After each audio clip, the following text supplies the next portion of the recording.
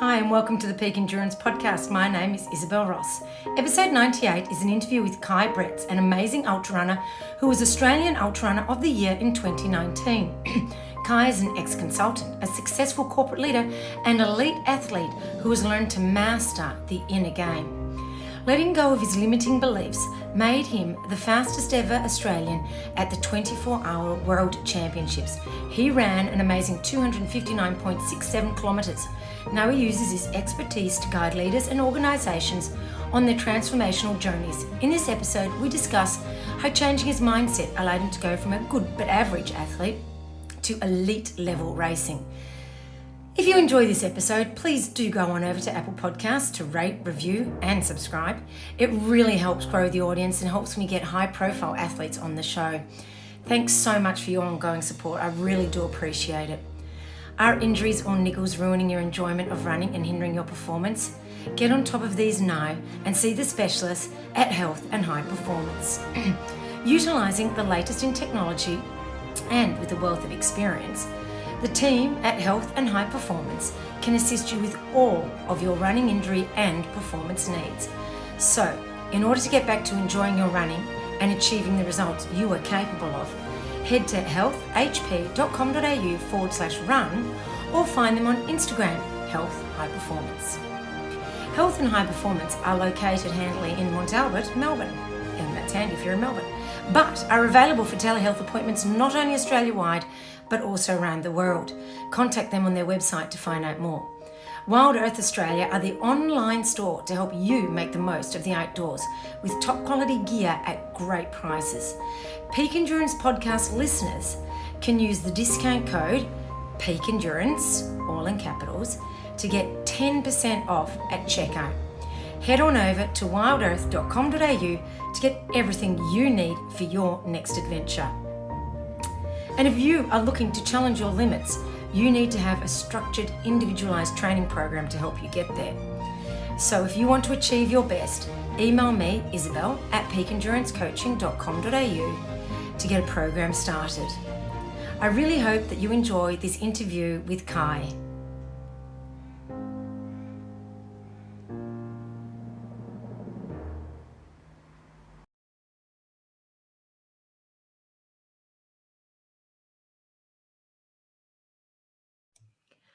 Hi, Kay, and welcome to the Peak Endurance Podcast. Hello, nice to be here. Yes, good. Now, can you tell the listeners a bit about yourself and how you got into running and ultra running? As you can hear from my accent, I'm originally not from here. So I came from Germany in 2011. Okay. And at that time I was a marathon runner at that time, really liked marathon running. And what happened was, what happens to heaps of people is I was chasing PBs, and at some point it got less and less exciting, and I needed some new challenge, and that's how I got into ultra running. And from there onwards, I really enjoyed it again, of just getting onto the trails, doing something which was absolutely new to me. So I'm now doing ultra running since 2015, and really started at the deep end. So the first one I signed up for was Big Red Run, so 250 kilometers multi-stage. Yep. In preparation of that, I did 2 days 56 and Coburg 6 hours. And then from there onwards, I had quite a failure after Big Red Run, where I tried to qualify for the 100-kilometer World Champs team. I thought, now I know how to run ultras. And I had absolutely no clue. So I went out far too hard, almost DNF'd, but as we so aptly say, it was probably not the race I wanted, but it was the race I needed. And and then a few years later, I made it into the 24-hour World Champs team. So I raced 2019, just before the pandemic hit. And so that's probably also the format I like most in terms of. Oh, hang on, we've lost you. Sorry, what you said? That's the format you like most in terms of. Absolutely. So the 24-hour format, I really enjoy. It's probably around about there. Just being out for a day. Yeah. Yes, the sleep is not. You don't really need sleep within 24 hours. Once it gets longer, it's a bit. I think a lot of people might disagree with you, but but each to their own. No, I do understand. In real life, when I'm not running, I do like my early bedtime. So yes, it's just during a 24-hour run when the adrenaline is there, then only then I think one doesn't really need sleep. Yes, yeah, that's fair enough. Now, what was your marathon PB? So I've got a 2:44 to my name, Nice. and that's in Berlin. Yep. Which it sounds nice, but it was never really satisfying because I don't know, I was just chasing and had 9-second PD here and 40 seconds there. And in the end, I somehow abandoned fast marathons, clearly knowing that I never run the race I really wanted to run, and just said, okay, let's just start from scratch, do something new. Yep, that sounds fair enough. I know I got tired of marathons. They're just too painful. They are indeed. It's a very different type of training. It's a different pain. Yeah, and I that's think, right. Yeah, absolutely. So you were actually awarded Ultra Runner of the Year in 2019 through Aura. Was that for your 24-hour run? Yes, correct. So it somehow came out of the blue. So in 2018, I did my first 24 hours. That was in Coburg, and I ran 212 kilometers, which is handy, but it doesn't qualify you as a male for anything, really. I then did in 2019 Adelaide 24 hours and jumped up to 240 kilometers. So how did you make that jump? 3 months later, and ran. How did you? I think from the Coburg race to Adelaide. It was pretty much mental. So yes, there was a little bit of training adjustments. So I worked with Martin Fryer, and we adjusted the training. But I don't think the training itself was really the huge thing. It was unlocking something within my mind of letting go of all those beliefs of that I can't do it, I'm not capable, this hurts, I need to somehow stay in control. All of those things which held me back, I let go. And that was even more visible for another jump then 3 months later at the World Championships, where I ran 259.67 kilometers. So it was almost 20 kilometers further within 3 months. So that's amazing. Somehow a huge improvement. And it was just complete flow, that race. I was just there enjoying what I was doing, dealing with any of the issues which were coming up. So that yes, it was hot, and suddenly a lap was missing, and I was getting upset of just thinking, well, who has stolen a lap? As if anybody would steal a lap, but that happens at 2 a.m. or 3 a.m. And I just let go, and that's really where I thought this is something which is not running specific. So it helps for running, but those types of jumps, we all want to do them in whatever we do at home or at work, of just how do we get to the next level? And that has fascinated me over several years now. And so that's, in a nutshell, what I tried to capture in the book, which is coming out pretty much now, this month in March. Yes, I was going to say you're putting out a book pretty soon called Turning Right. And so you're saying that thinking about the mental aspect that allows you to do more than you previously considered possible is basically the cornerstone or the basis of the book, I'm guessing, because of course I haven't been able to read it yet because it's not out. So can you tell us what the book is about and how it could possibly help runners as well as just not just for their running, but in everyday life? Absolutely. So I think the basic message of the book is we can all do anything if we put our minds to it. Now, I know that is somehow a sentence which sounds, yeah, well, anybody can say that, but we can actually experience that happens. And I think the 24-hour race experience I had is an example of that, saying, how can I, from 2018 to 2019, improve my performance by 22%? Yeah. It clearly has nothing to do with just running training. You can train as much as you want. You will not improve by 22%. Yeah, exactly. And so it's the same mindset, which is about how do we pursue our dreams? And that's what the book is about. So it is my journey in a way. So it takes probably very appealing for runners, but going certainly beyond it of how did I shift from like a good marathon runner, but nothing extraordinary in there. I mean, 2:44 for a marathon is good, but it doesn't qualify you for anything. I mean, there are heaps of people who are significantly better. Yeah. To then running the best ever Australian distance in the 24-hour World Championships.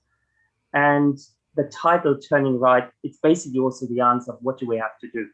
So my story started when accidentally one day I turned right out of my garden gate. I was living in Albert Park at the time, and every single morning I was running, I had to turn left.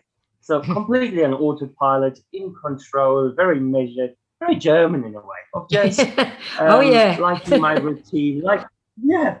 Absolutely. And it had gotten me very, very far up to that point. But also it got me stuck at the same time. So discipline is great. And yes, it's required. But when it's all about discipline, when it's all about I have to have control of what's the weather on competition day, is it the perfect course, is everything going perfect? Well, with that mindset, you're just bound to choke. And that's what happens to me.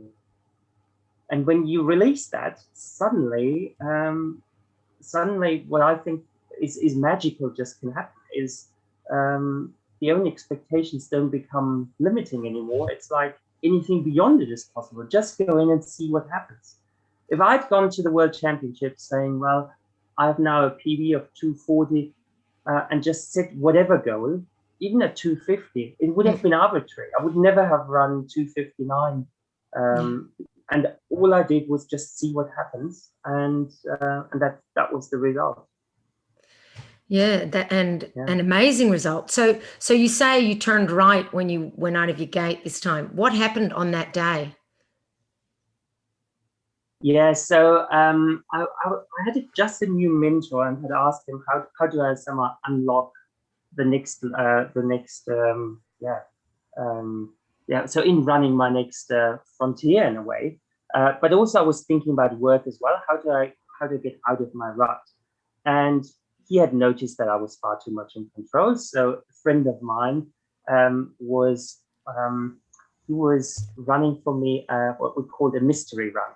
So the idea was I had no clue what I was in for, which is very scary because Corey, this friend of mine, he's a way better short and middle distance runner, which means keeping up with him, not knowing what he's in, what I'm in for. My key question was, when is it fair to give up? Completely summing up my mindset. When is it fair to give up? I think that's how I ran my life, saying, I'm there to do my best, but when is it fair to give up? And so he took that right turn, and therefore I had to take a right turn as well. It was accidental. He didn't know what he was doing in a way there. And metaphorically speaking, I was just doing right turns from there onwards, saying, well, what is my next right turn? Yeah. And a week later or so, I went to Olympic Park to a track session, 10 times 400 meters, which, as you can acknowledge, it's not the favorite of most longer distance runners of doing these short and punchy things. So I hated them somehow. Yeah. And then counting down 7, 8, 9, 10 reps done. But one of the runners had been late, and she was a lap somewhat behind everybody. So she had another lap to go. So the coach said, well, Kai, run with her another lap. That would have been completely unthinkable for me with the previous mindset, because 10 is 10, and agreement is agreement, and I'm done, and I've done what I'm in for. Yes. And without any arguing, I just said, yeah, fine, I'll just do another lap. And it's that kind of I surprised myself, and I think we can all surprise ourselves, whatever is holding each one of us back. For me, it was the control, but whatever it might be for any of the listeners, it's that kind of metaphorically turning right and exploring territory we just have never gone into. I love that concept.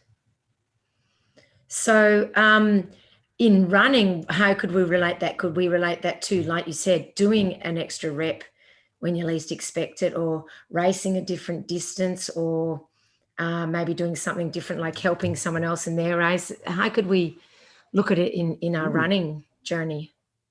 So, I love that question. I think what helps me quite a lot is quite often we have big training weeks, and then we might be dreading the workouts. And what I very often do is just have a sense of what the week is about. So say like there are 2 or 3 key sessions, and they are just key sessions, but the rest I'm just playing around with them a bit, and I just go out not knowing exactly what will my run be. So I don't know, is it a 10K run, a 20K run? I just sense a little bit of how am I feeling, where do I want to go, and even the route. I just, this would be a nice way of just turning here a little bit, or going a bit faster. So mixing it up, and actually it is quite fun doing that, because it's not that ticking off something we have to do. It's really being present of what we are doing, and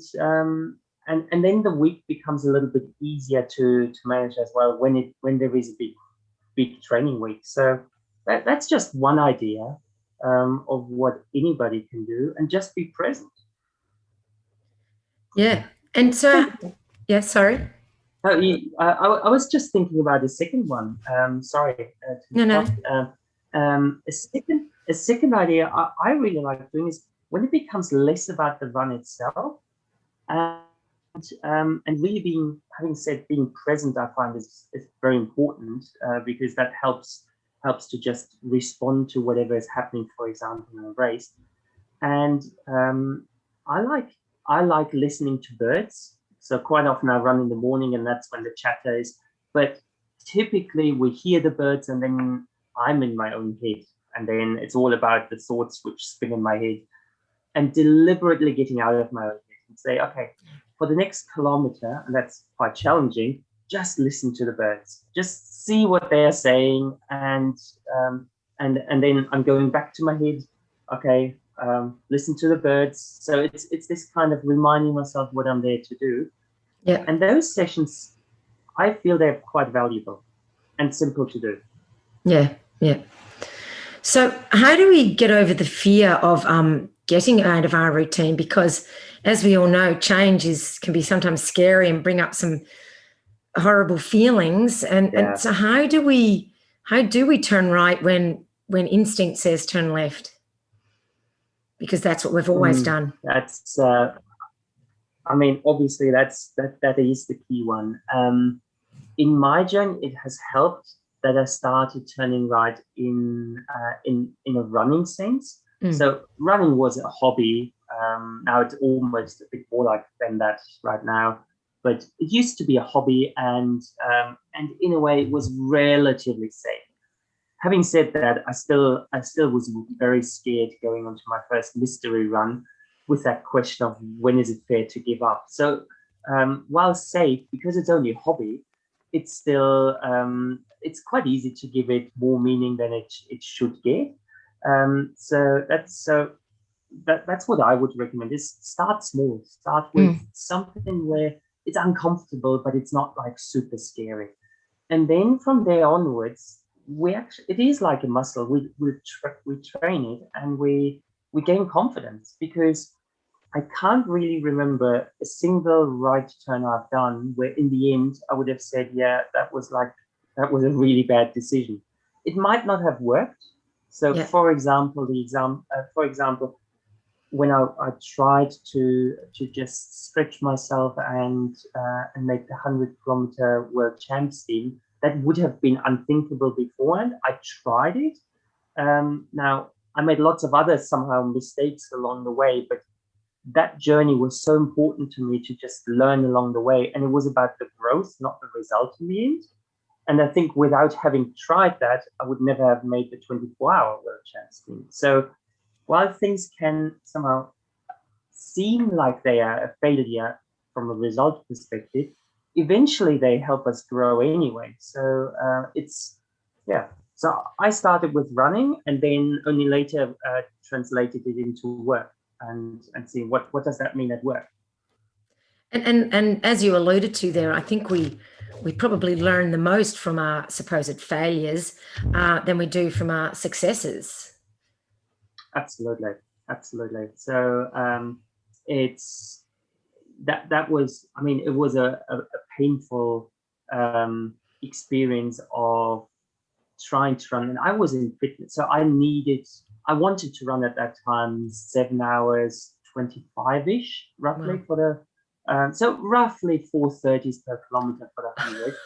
And I think fitness-wise, I was not far off. So the fitness was there, but the pressure at that stage, I couldn't handle the pressure, and I pretty much I died really early in the race. I think kilometer 32, I was already in some sort of trouble. So it's a long way, and it was very early on. It was clear this is not going to be my day. Yeah, that's a long way to suffer. Exactly. And in the end, I think I was almost an hour slower than I felt I could have gone. And but there was heaps to learn during that race.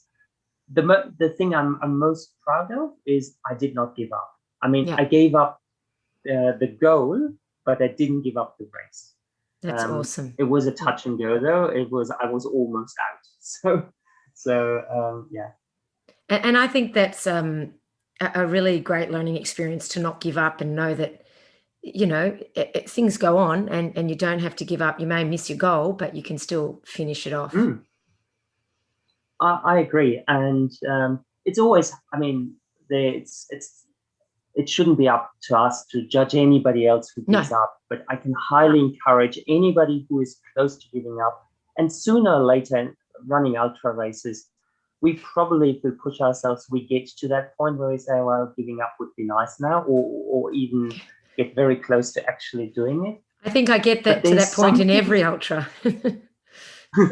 Well, that's it's. I'm sure you will learn something in every ultra where you somehow push through. And pushing through, I don't necessarily mean through toughness. So I've found it's a bit easier to push through by just being gentle to myself. And that's probably another right turn I've taken over time, which is it's that kind of self-compassion gets me way further than the kind of standard approach, which is, just push through, which is, it's easier to understand, and everybody assumes, you run ultra marathons, so you must be really tough. Well, over time, I actually think I'm getting more and more gentle there. And it's actually a lot of my toughness which holds me back there. That's what I found. I really like that concept, having self-compassion with yourself there. So when you say in an ultra, when you do that by being gentle on yourself rather than tough, can you tell us like the two different ways that you would have normally tried to, how you would try when you're being tough, and with the self-compassion? Yeah. So a great example would be the recent, so a month ago, I ran the Brimbank Class 1 standing. So that format of you run a lap every hour and 6.7 kilometers, and then have the remainder of the time somewhere off until the next full hour starts. So it's a start and stop concept. And we started 7 p.m. on a Friday, which means we went straight into the first night, no sleep. And the race was still on going to the second night, obviously. So we were in for 30 hours, and at no point in time do you know for how long you have to keep going. if he wants to somehow be one of the last, if not the winner. And so for a few laps, I was somewhere pushing myself and saying, okay, one more lap and one more lap. It's that kind of somehow being hard on myself. But obviously, that's somehow then almost the natural instinct of how else would you do it? Yeah. And I got to the alternative, I think at like 2 a.m. or so, when I was just over it, and it's very exhausting to be so tough on yourself and say, well, push yourself. And some of that self-compassion came and saying, okay, it's who knows how long this race will be on for, but right now I'm actually pretty okay, and just go for a few hours, have some fun. I ran with some of the other runners, had some conversations, gained some energy through that. And there was always that kind of, who knows whether I will be there at the very end, but keep on going, and things will be fine. It's that kind of probably how you would deal with little kids. That's how I treated myself, as if I was the little kid. And it resonates. I can tell you, it really resonates. Well, I mean, it's natural, really. I mean, to respond to kindness rather than being hard on someone. It makes sense, doesn't it? But yet we think, when we talk to ourselves, we think different. It's different. We would never talk to someone else in that way to encourage them. So yeah. Correct. Yeah. So you say you've also turned right in your like your professional life. What can I ask? What you've done? What big changes you've made? So when I came to Australia, so before, and I was a consultant. So I was working all over the world in a consultant capacity. Came over and worked in senior management at several retailers, first in Melbourne, then in Sydney. And last year, I knew it was time to move on. So to really take the scarier right turn and go out from leave a secure, well-paid job, knew exactly what I had to do. So somehow it was comfort zone. Doesn't mean it was easy, but it was certainly comfort zone. Left that and set up my own business with the name Turning Right. So someone made that my thing. And it's now all about, it's about taking businesses and teams on transformational journeys. So there is a bit of consultancy behind it, but probably more than that, an executive coaching angle. So that's a skill I've worked on and done some courses and the accreditations and all the work which is required to actually become a credible executive coach, and also do a little bit of inspirational speaking. So it's somewhat a package of saying, how do I facilitate turning right journeys for others and help them see what they are capable of with a bit of guidance there. Because I think when I started my journey, I'd wished some clear path of how do you do this, and I didn't know. So now I just want to offer that. Yeah. Oh, that's great, and it's clearly worked for you, and in spite of COVID and all that sort of stuff. And so, do you have a big run planned at all coming up? Yes. So there are two things coming up. Short term, which means this Saturday there is the IAU Global Solidarity 6-hour run. So that's it's an event which is virtual basically, and it was set up last year when most of the world was in lockdown. Just a 6-hour event. There are a few runners from Australia and then obviously from the other countries who, over the course of the weekend, just run their own 6-hour run, however they want to celebrate it. So I will.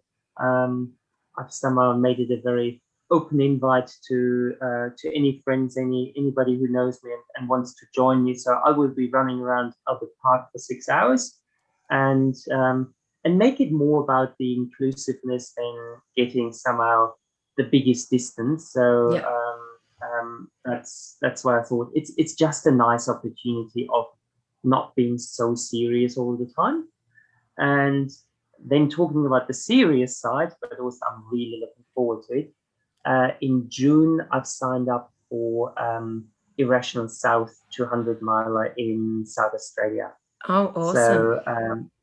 So that's point to point, 320 kilometers from Murray Bridge to to Clare. And so it's trail and a longer journey.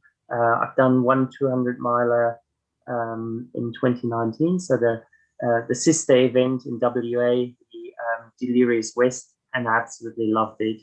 It's a challenging one, obviously, given you'll be out there for more than 24 hours, probably more than 48 hours. So last time it was 68 hours, and oh gosh, it's but I find it very rewarding. So So how do you? I know you said, for 24 hours you don't really need to sleep, but when you're out there for over 60 hours, how do you deal with the sleep deprivation? I had no clue going into that race of how to do it, because 24 was the longest I'd ever done. And obviously going to sleep during a training run is nothing you can really train. So I just had to see what would happen. And so I tried to sleep after 24 hours roughly, or just before. And I thought, before it gets light again after the first night, I'll just sleep. It's somewhat a smart thing. While it was the smart thing to do, I just wasn't capable of sleeping, and then became really sleep deprived, and it got harder and harder falling asleep. So 40 hours in the second night, I still hadn't slept, and couldn't sleep either, which was really frustrating. And I was at my wit's end. I just didn't know what to do. And then my one of my support crew had the brilliant idea of saying, Kai, this is just not working.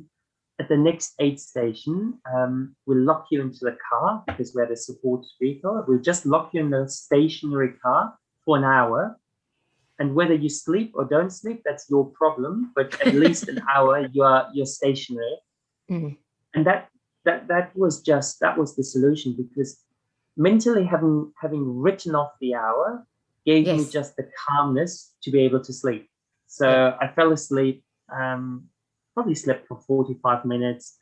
And that was really all I needed at that stage. And from there onwards, it was pretty easy here and there at aid stations, even in a chair, to fall asleep for 10 minutes. And it's very, very, that's really all I needed. It's, I mean, 10 minutes. I agree. Yeah. But that's amazing that having that sleep actually enabled you to be able to sleep again. That's really interesting. Yes, absolutely. And it was so worth it. So that hour of sleep, I quickly caught that up. So I was running so much better afterwards, and the entire outlook shifted, because I was having fun again. I was really enjoying it, and it's just that sleep deprived state is just so nasty. And I know some other runners do it differently. They are able of getting through the entire event without any sleep. I don't know how they do it, but I was very happy with my little sleep here and there. It worked quite nicely. Yeah, no, that sounds like a good strategy, to be honest. And so, you say you like the track races, and yet you're also doing trail. How do you combine sort of the training for the two, and how do you manage that? Yeah, I've noticed. So I do trail training actually for whatever I'm doing. So yes, there's specific training so for the World Championships, which was on a track or somewhere on a paved on pavement as well. I do have to do quite a lot of just pounding on normal roads. So yes, I tend towards that, but that doesn't mean that I would stop running on trail, because I find trail gives me just a lot of nice strength, and that kind of strength work really works for me. So in terms of, because I don't do a lot of almost no gym work, I get that through hills, hill running, so hills, trails, and quite unique almost. I do a lot of sand running. Oh, So okay. living here in Prahran before, and I was living in Albert Park, and just go to the beach and run up and down on the soft sand. And that I find gives me a lot of strength, which helps me at any type of event. So I don't do a lot of speed work, probably some tempo work, can't be avoided, and I like that, but I don't do a lot of speed work. And I find through those trail, hills, and sand, I pretty much get my fair share of strength from that. Oh, that's interesting. Now, I'm also intrigued to know what did end up happening on the mystery run. Yes. So the very first mystery run. So it's almost So like a thing now, is it? well, it was a thing for a while until we then said, okay, now there's no real point. I wasn't anymore in that mindset of when do I have to give up. And when that mindset went away, a mystery run is fun, but it didn't really serve the purpose anymore of really, really challenging me. So that's the fast forwarding towards the end of the mystery runs. But in the very first mystery run, so Corey, my friend, when he took me to the ride, he was really playing with me there. Or he was having fun of just having the power, and was speeding up for a kilometer, and until I was huffing and puffing. And it was less the speed which was an issue. It was more the kind of not knowing for how long I had to go for. So we were running marathon speed, and obviously marathon speed one can run for a marathon. But I was struggling after a kilometer of marathon speed because I didn't know for how much longer it would be, and if it would go even faster than that.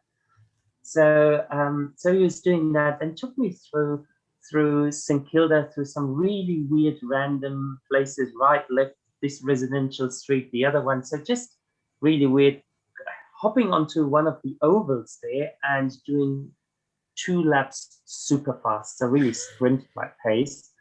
And that almost broke me, and I was very close to giving up there.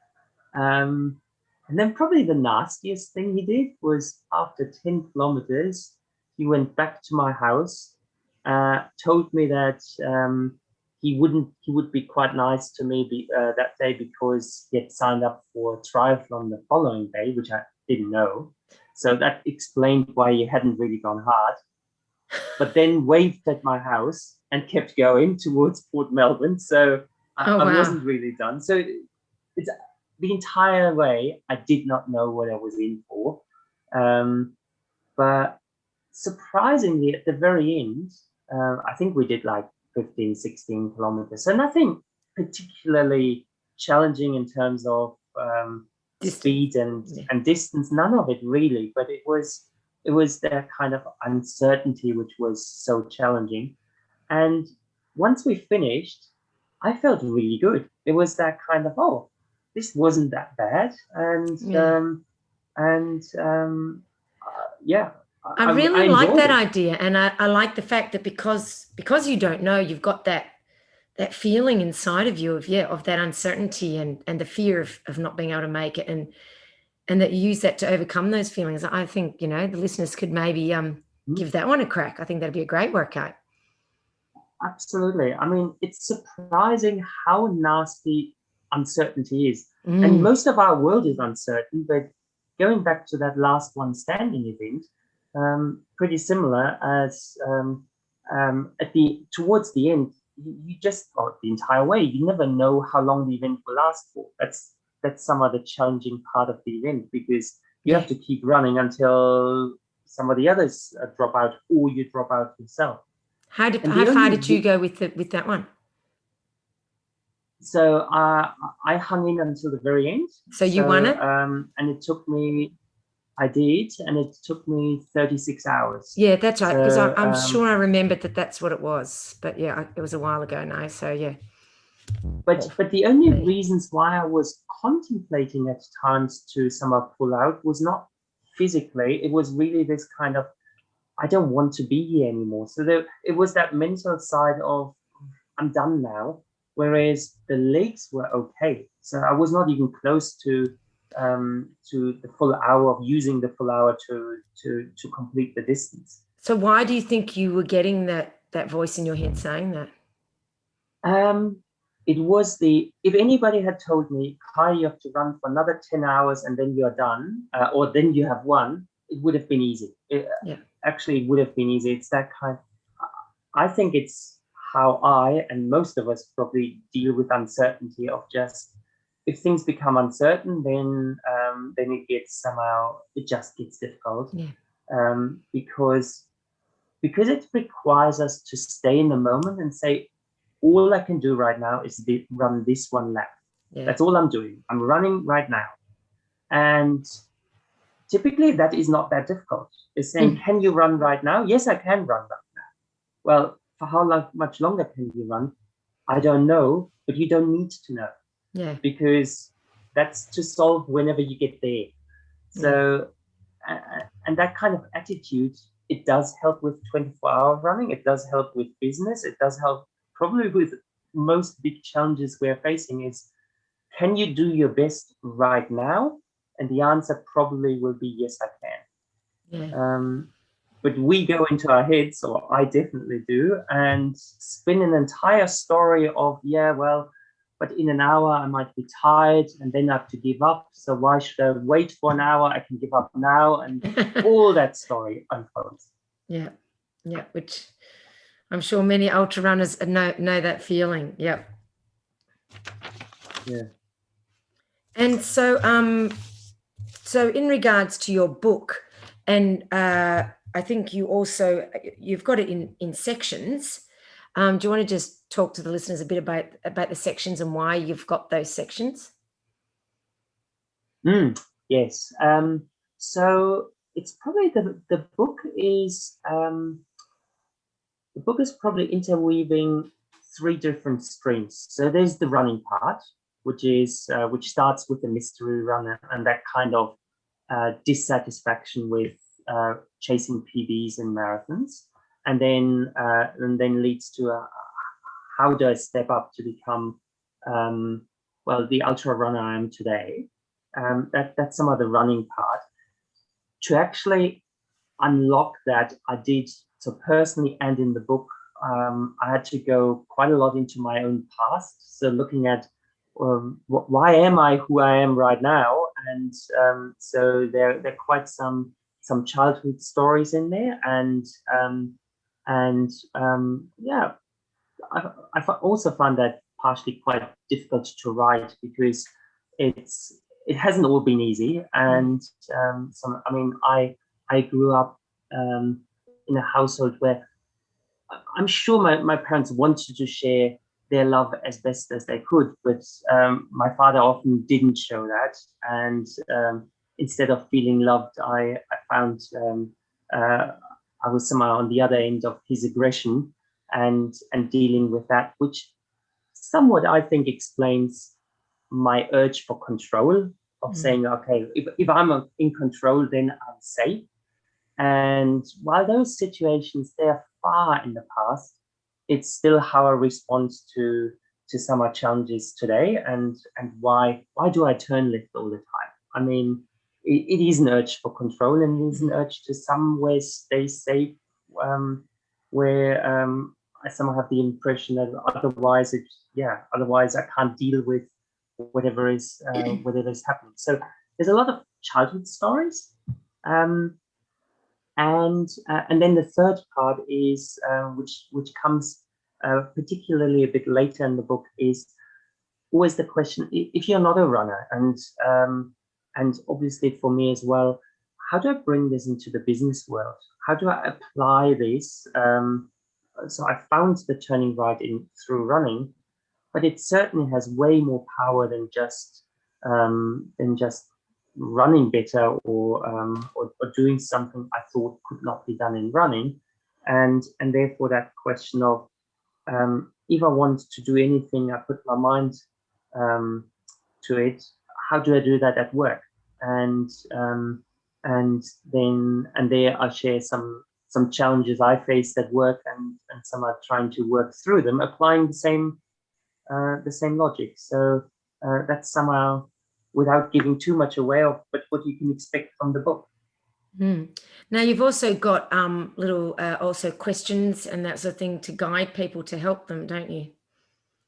Yes, absolutely. So I've got, I think they're like 16 chapters or so. So I try to make it manageable, just knowing myself. I love reading, but also like getting to an end of a chapter or to a natural point where I can put the book away, because there's the reality of having to go to sleep, or just it's time to do something else. So at each one of those chapters, I have 3 to 5 questions for the reader, and they tend to be quite deep questions of just, you've read something about me, but the book is not really about me. So I'm not there to celebrate my running journey, or somehow dwell on my challenges.